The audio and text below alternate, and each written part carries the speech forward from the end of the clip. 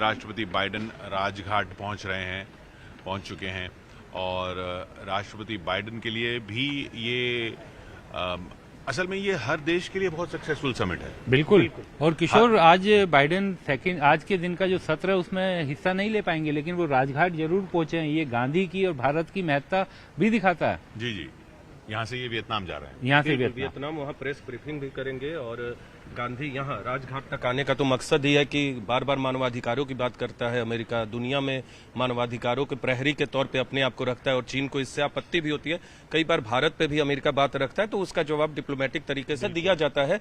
लेकिन गांधी को लेकर जिस तरह एक चीज और सर आपने भी देखा होगा और विक्रांत जी आपने भी देखा होगा, हम सबने गौर किया, राजघाट पे हमेशा लोग आते हैं, लेकिन इस तरह का आयोजन मुझे याद नहीं है हाल के वक्त में कि मतलब एक के बाद एक पीएम मतलब सबका स्वागत कर रहे हैं और इतने सारे राष्ट्राध्यक्ष एक साथ आ रहे हैं। नॉर्मल अगर राष्ट्राध्यक्ष आते हैं और उनका स्टेट विजिट होता है या सेरिमोनियल वेलकम होता है तो पहले राष्ट्राध्यक्ष चले जाते हैं राजघाट पे, वहां पीएम या प्रेसिडेंट नहीं होते। फिर राष्ट्रपति भवन आते हैं या कई बार राष्ट्रपति भवन में सेरिमोनियल वेलकम के बाद भी राजघाट का कार्यक्रम रखते हैं, लेकिन राजघाट को अपने शेड्यूल में जरूर रखा जाता है। और इस बार तो राजघाट में जो आप अलग अलग प्रतिमाएं देख रहे हैं वो दरअसल रिंग रोड, जिसे महात्मा गांधी मार्ग भी कहा जाता है, वो एक साइड के दूसरे हिस्से में है।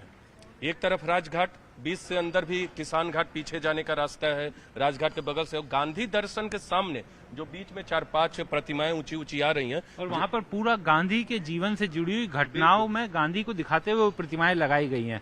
तो दिल्ली के लिए भी वो बहुत खूबसूरत तोहफा है और गांधी का सीधा संदेश। राष्ट्रपति बाइडेन को भी गांधी आश्रम, साबरमती आश्रम के बारे में बताते हुए प्रधानमंत्री मोदी गुजरात के मुख्यमंत्री रहे। साबरमती आश्रम में जो पूरा जो वहाँ की व्यवस्था है उससे सीधा जब वो मुख्यमंत्री थे तो वो सीधा उससे टच में रहते थे। एक चीज, एक कौतूहल बढ़ रहा है किशोर, अगर देखे तो जब कल सुबह स्वागत हो रहा था तो पीछे में कोणार्क का सूर्य मंदिर था। शाम को जब स्वागत हुआ तो नालंदा का जो विहार है वो था।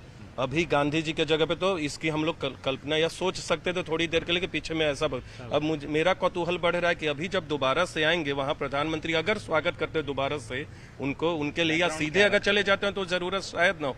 अगर स्वागत करते हैं वेलकम डेलीगेट्स का तो वहां पीछे में कहाँ की कोई ऐतिहासिक तस्वीर होगी, क्योंकि कोणार्क भी बहुत अच्छा लग रहा था, नालंदा का विहार भी अच्छा लग रहा था और नटराज की मूर्ति तो शोभा बढ़ा ही रही। आप लोग, मुझे लगता है टीवी स्क्रीन पे देखा होगा, रात में आप लोगों ने चले गए थे, यहाँ से वो विहंगम दृश्य दिख रहा था, रोशनी से चमचमाता हुआ भारत मंडपम अपनी। बिल्कुल। और इस समय जो बाइडेन आगे गए हैं बाकी नेताओं के पास और प्रधानमंत्री नरेंद्र मोदी ने उनका स्वागत किया। गांधी आश्रम के बारे में चर्चा हुई। ये महात्मा गांधी के समाधि स्थल राजघाट पर जो ज्वाला जल रही है वो हमेशा देश को वो संदेश देती है कि गांधी का जो सत्य और अहिंसा का संदेश है वो आज भी उतना ही रेलेवेंट है जो महात्मा गांधी के 100-125 साल पहले था। जी, और अगर हम सांस्कृतिक प्रतीकों की बात करते हैं, जैसे कोणार्क की हमने बात की और जो जिनको दर्शाया गया, या यहाँ पर जो क्राफ्ट बाजार में भी हम कल गए जहाँ पर शिल्प जो है अलग अलग राज्यों का, अलग अलग क्षेत्रों का, उसको हमारी धरोहर की तरह पेश किया जा रहा है, तो उसमें सांस्कृतिक धरोहर में महात्मा गांधी भी एक बहुत बड़ी छवि है।